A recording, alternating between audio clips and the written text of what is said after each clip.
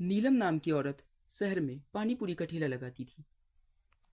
जो भी उसकी पानी पूरी एक बार खा लेता था, वो बार बार उसकी पानी पूरी खाने आता था।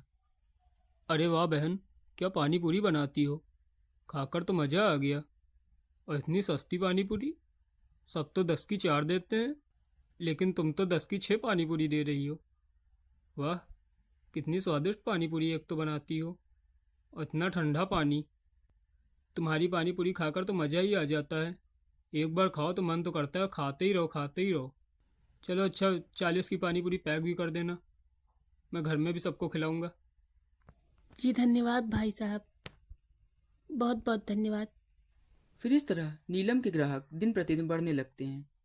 वाह बहन, क्या पानी पूरी बनाती हो तुम जिस तरह की पानी पूरी बनाती हो, उस तरह तो कोई पानी पूरी नहीं बनाता।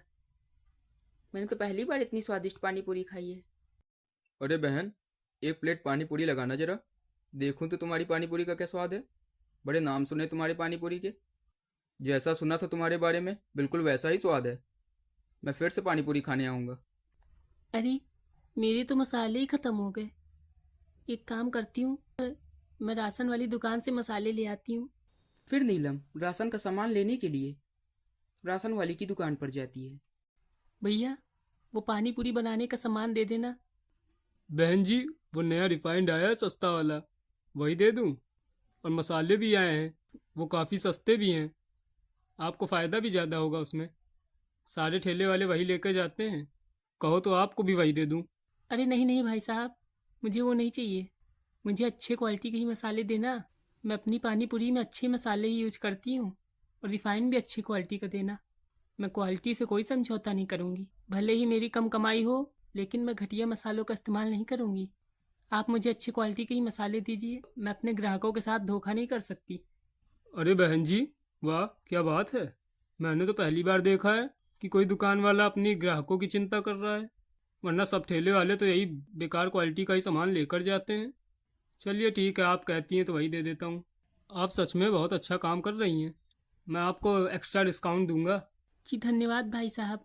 ये लीजिए बहन जी, जो सामान आपने कहा था वो मैंने इस बैग में डाल दिया है। फिर नीलम राशन का सामान लेकर अपने घर वापस जाती है। उसके घर में उसका एक बेटा था, जो अभी 10 साल का था।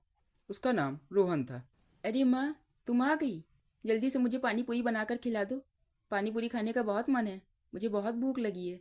ठीक है बेटा, मैं पानी पूरी का सामान ही लेने गई थी। अब तो मैं तुम्हें पेट भर के पानी पूरी खिलाऊंगी। अरे बहन, क्या पानी पूरी है तुम्हारी। कल मैं अपने घर लेकर गया था। मेरे घर वालों को तुम्हारी पानी पूरी इतनी पसंद आई कि उन्होंने मुझे फिर तुम्हारी पानी पूरी लेने के लिए भेजा है। 100 रुपए की पानी पूरी पैक कर दो। फिर इस तरह दिन प्रतिदिन नीलम के ग्राहक और कमाई दोनों ही बढ़ने लगते हैं। लेकिन ये बात बिरजू को पसंद नहीं आती है, जो कि नीलम के सामने पानी पूरी बेचता था।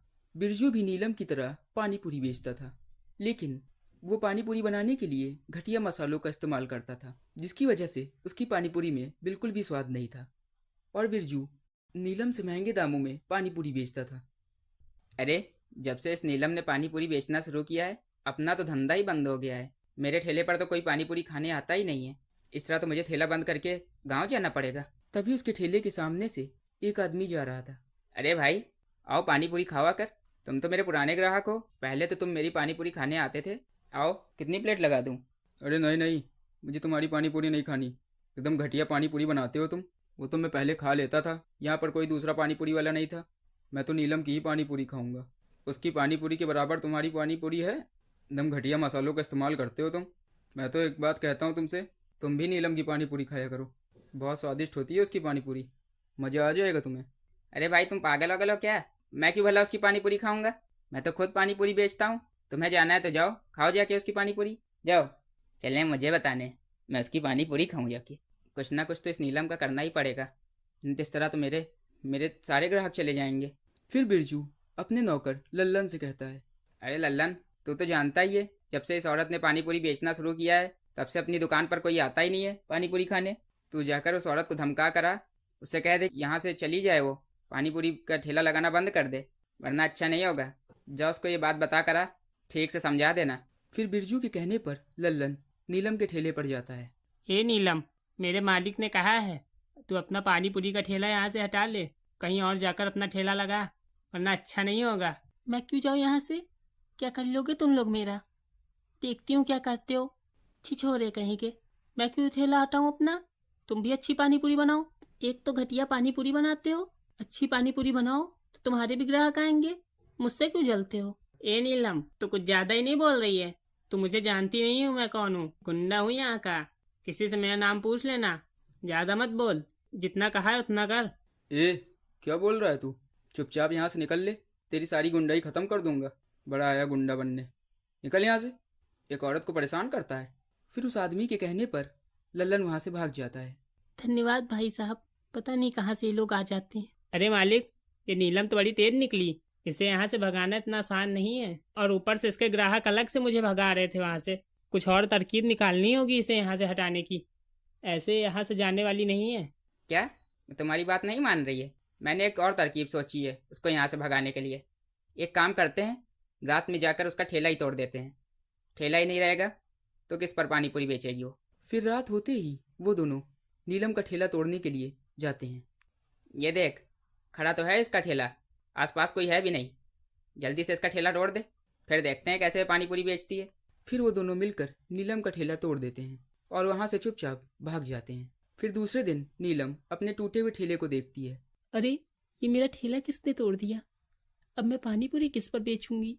मेरे पास तो इतने पैसे ही नहीं है नया ठेला खरीदने के लिए। अब मेरा क्या होगा? फिर नीलम ये सदमा सहन नहीं कर पाती है और उसकी वहीं पर मौत हो जाती है। फिर मौत होने के बाद नीलम एक भयानक चुड़ैल बन जाती है और फिर से भेष बदलकर नीलम के रूप में पहले की तरह ही पानी पूरी बेचना जारी रखती है। फिर दूसरे दिन बिरजू की नज़र नीलम पर पड़ती है। अरे, ये नीलम का ठेला तो फिर से ठीक हो गया। हम लोगों ने तो इसका ठेला तोड़ दिया था, ये अपने आप कैसे ठीक हो गया?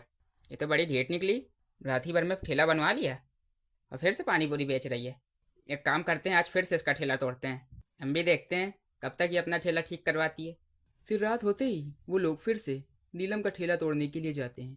वो लोग उसका ठेला तोड़ने के लिए आगे बढ़ते ही हैं कि तभी वहाँ पर नीलम आ जाती है। अच्छा, तो तुमने मेरा ठेला तोड़ा था। अभी बताती हूँ तुम लोगों को। तुम लोगों की इतनी हिम्मत कि तुम मेरा ठेला तोड़ोगे? हाँ हाँ, हमने ही तुम्हारा ठेला तोड़ा था। हम नहीं डरते तुझसे। अभी हम फिर तुम्हारा ठेला तोड़ने आए हैं और तुम्हारे सामने ही तुम्हारे ठेले को तोड़ेंगे। चुपचाप भाग जाए यहाँ से, हमें ठेला तोड़ने दे। अच्छा, तो ऐसी बात है। रुको, अभी बताती हूँ तुम लोगों को। फिर नीलम अपने असली रूप में आ जाती है। अच्छा, तो तुम नहीं मानोगे, मेरा ठेला तोड़ोगे तुम? तुम्हारी इतनी हिम्मत? मैं चुड़ैल हूँ, चुड़ैल। तोड़ कर दिखा, देखती हूँ तू कैसे मेरा ठेला तोड़ता है। तूने मेरा ठेला तोड़ा था ना, तुम्हारी सारी हड्डी तोड़ूंगी। अरे मालिक, ये तो चुड़ैल निकली। भागो भागो, मैं तो यहाँ से भाग रहा हूँ, आप ही देखना। अरे लल्लन, रुक, कहाँ भाग रहा है? मुझे अकेला छोड़ के कहाँ भाग रहा है? वो तो भाग गया, लेकिन अब मैं तुझे नहीं छोड़ने वाली हूँ। तूने मेरा ठेला तोड़ा था ना, तेरी वजह से मेरी मौत हुई है। आज मैं तुझे जिंदा नहीं छोड़ूंगी। फिर ये कहते कहते वो चुड़ैल बिरजू को मार डालती है और फिर से भेष बदलकर नीलम वाले रूप में पानी पूरी बेचना जारी रखती है और वो आज भी पानी पूरी बेच रही है।